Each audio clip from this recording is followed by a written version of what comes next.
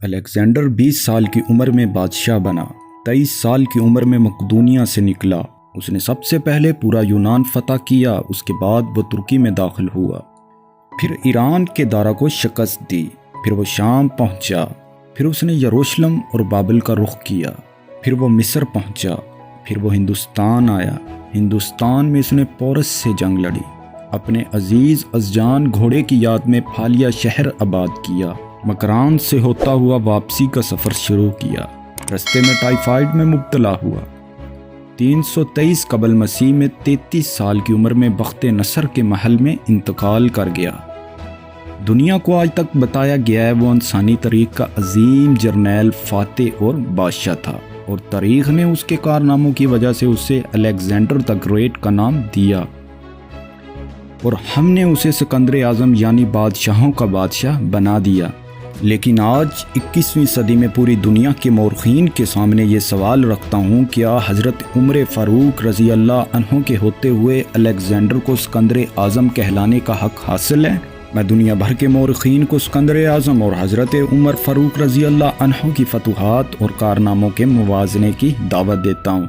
آج کی اس ویڈیو میں ہم سکندر اعظم اور حضرت عمر فاروق رضی اللہ عنہ کی فتوحات اور کارناموں کا موازنہ کریں گے اور دیکھیں گے کون زیادہ پاورفل تھا۔ الیگزینڈر بادشاہ کا بیٹا تھا، اسے دنیا کے بہترین لوگوں نے گھڑ سواری سکھائی، اسے ارسطو جیسے استادوں کی صحبت ملی، اور جب وہ 20 سال کا ہو گیا تو اسے تخت اور تاج پیش کر دیا گیا، جبکہ اس کے مقابلے میں حضرت عمر فاروق رضی اللہ عنہ کی 7 پشتوں میں کوئی بادشاہ نہیں گزرا تھا۔ آپ بھیڑ بکریاں اور اونٹ چراتے چراتے بڑے ہوئے تھے، اور آپ نے تلوار بازی اور تیر اندازی بھی کسی اکیڈمی سے نہیں سیکھی تھی۔ سکندر اعظم نے آرگنائزڈ آرمی کے ساتھ 10 برسوں میں 17 لاکھ مربع میل کا علاقہ فتح کیا تھا، جبکہ حضرت عمر فاروق رضی اللہ عنہ نے 10 برسوں میں آرگنائزڈ آرمی کے بغیر 22 لاکھ مربع میل کا علاقہ فتح کیا، اور اس میں روم اور ایران کے 2 سپر پاور بھی شامل تھے۔ آج کے سیٹلائٹ، میزائل اور آبدوزوں کے دور میں بھی دنیا کے کسی حکمران کے پاس اتنی بڑی سلطنت نہیں جو حضرت عمر فاروق رضی اللہ عنہ نے نہ صرف گھوڑوں کی پیٹھ پر فتح کرائی تھی بلکہ اس کا انتظام و انصرام بھی چلایا تھا۔ الیگزینڈر نے فتوحات کے دوران اپنے بے شمار جرنیل قتل کرائے، بے شمار جرنیلوں اور جوانوں نے اس کا ساتھ چھوڑا، اس کے خلاف بغاوتیں بھی ہوئی، اور ہندوستان میں اس کی فوج نے آگے بڑھنے سے انکار بھی کر دیا۔ لیکن حضرت عمر فاروق رضی اللہ عنہ کسی ساتھی کو ان کے حکم سے سرتابی کی جرأت نہ ہوئی۔ وہ ایسے کمانڈر تھے کہ آپ نے عین میدان جنگ میں عالم اسلام کے سب سے بڑے سپہ سالار حضرت خالد بن ولید رضی اللہ عنہ کو معزول کر دیا، اور کسی کو یہ حکم ٹالنے کی جرأت نہ ہوئی۔ آپ نے حضرت سعد بن ابی وقاص رضی اللہ عنہ کو کوفے کی گورنی سے ہٹا دیا۔ آپ نے حضرت حارث بن کعب رضی اللہ عنہ سے گورنی واپس لے لی۔ آپ نے حضرت عمرو بن العاص رضی اللہ عنہ کا مال ضبط کر لیا، اور آپ نے حمص کے گورنر کو واپس بلا کر اونٹ چرانے پر لگا دیا، لیکن کسی کو حکم عدولی کی جرأت نہ ہوئی۔ الیگزینڈر نے 7 لاکھ مربع میل کا علاقہ فتح کیا، لیکن دنیا کو کوئی نظام، کوئی سسٹم نہ دے سکا، جبکہ حضرت عمر فاروق رضی اللہ عنہ نے دنیا کو ایسے سسٹم دیے جو آج تک پوری دنیا میں رائج ہیں۔ حضرت عمر فاروق رضی اللہ عنہ کے دور حکومت میں آپ نے سن ہجری کا اجرا کیا، جیل کا تصور دیا، موزنوں کی تنخواہیں مقرر کی، مسجدوں میں روشنی کا بندوبست کرایا، پولیس کا محکمہ بنایا، ایک مکمل عدالتی نظام کی بنیاد رکھی، فوجی چھاونیاں بنوائیں اور فوج کا باقاعدہ محکمہ قائم کیا۔ آپ نے دنیا میں پہلی بار دودھ پیتے بچوں، معذوروں، بیواؤں اور بے آسروں کے وظائف مقرر کیے۔ آپ نے دنیا میں پہلی بار حکمرانوں، سرکاری عہدیداروں اور ولیوں کے اثاثے ڈکلیئر کرنے کا تصور دیا۔ آپ نے بے انصافی کرنے والے ججوں کو سزا دینے کا سلسلہ بھی شروع کیا۔ آپ نے دنیا میں پہلی بار حکمران کلاس کی اکاؤنٹیبلٹی شروع کی۔ آپ راتوں کو تجارتی قافلوں کے چوکیداری کرتے تھے۔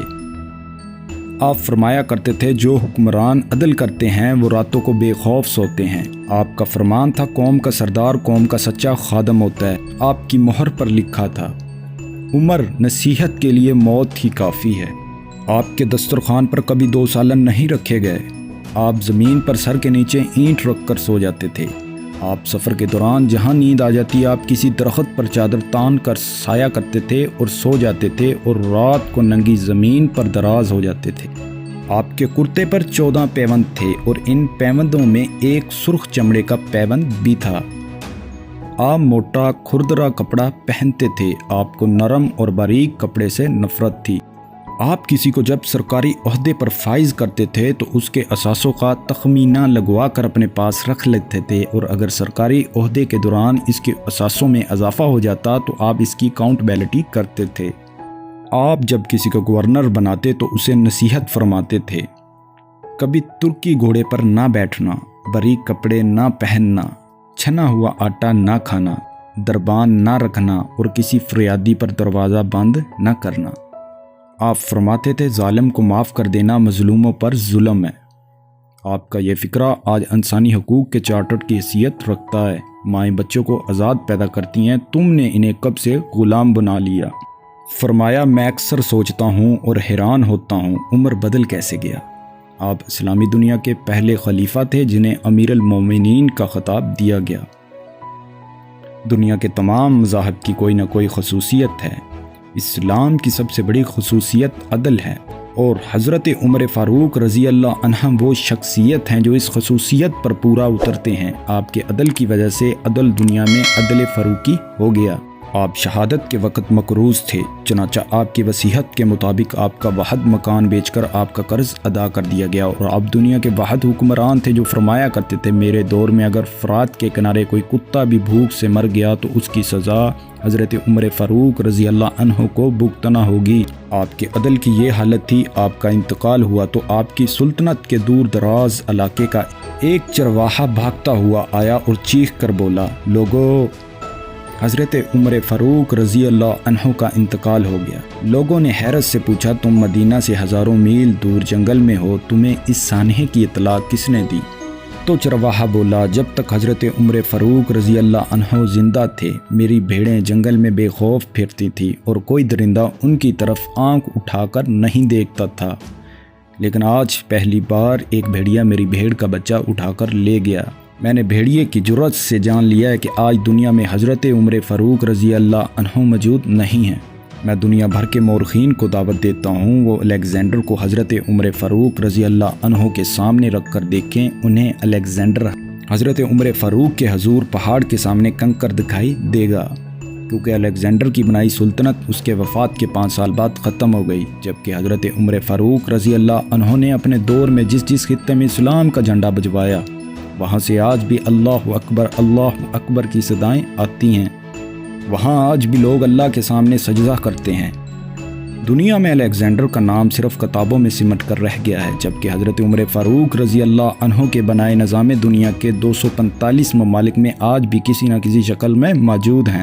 آج بھی جب کسی ڈاک خانے سے کوئی خط نکلتا ہے، پولیس کا کوئی سپاہی وردی پہنتا ہے، کوئی فوجی جوان 6 ماہ بعد چھٹی پر جاتا ہے، یا پھر حکومت کسی بچے معذور، بیوہ یا بے آسرا شخص کو وظیفہ دیتی ہے، تو وہ معاشرہ، وہ سوسائٹی بے اختیار حضرت عمر فاروق رضی اللہ عنہ کو عظیم تسلیم کرتی ہے، وہ انہیں تاریخ کا سب سے بڑا سکندر مان لیتی ہے، ماسوائے ان مسلمانوں کے جو آج احساس کمتری کے شدید احساس میں کلمہ تک پڑھنے سے پہلے دائیں بائیں دیکھتے ہیں۔ لاہور کے مسلمانوں نے ایک بار انگریز سرکار کو دھمکی دی تھی، اگر ہم گھروں سے نکل پڑے تو تمہیں چنگیز خان یاد آ جائے گا۔ اس پر جواہر لال نہرو نے مسکرا کر کہا تھا، افسوس آج چنگیز خان کی دھمکی دینے والے مسلمان یہ بھول گئے ہیں ان کی تاریخ میں ایک عمر فاروق بھی تھا، جن کے بارے میں مستشرقین اعتراف کرتے ہیں کہ اسلام میں اگر ایک عمر اور ہوتا تو آج دنیا میں صرف اسلام ہی دین ہوتا۔ ہم آج بھی یہ بھولے ہوئے ہیں کہ ہم میں ایک حضرت عمر فاروق بھی تھے جن کے بارے میں رسول اللہ صلی اللہ علیہ وسلم نے فرمایا تھا، میرے بعد اگر کوئی نبی ہوتا تو وہ عمر ہوتا۔ جزاک اللہ دوستو، آپ کو اگر ویڈیو اچھی لگی ہو تو لائک اور شیئر ضرور کر دیں، اور دا جرنی چینل کو سبسکرائب کرنا مت بھولیں۔ اللہ حافظ۔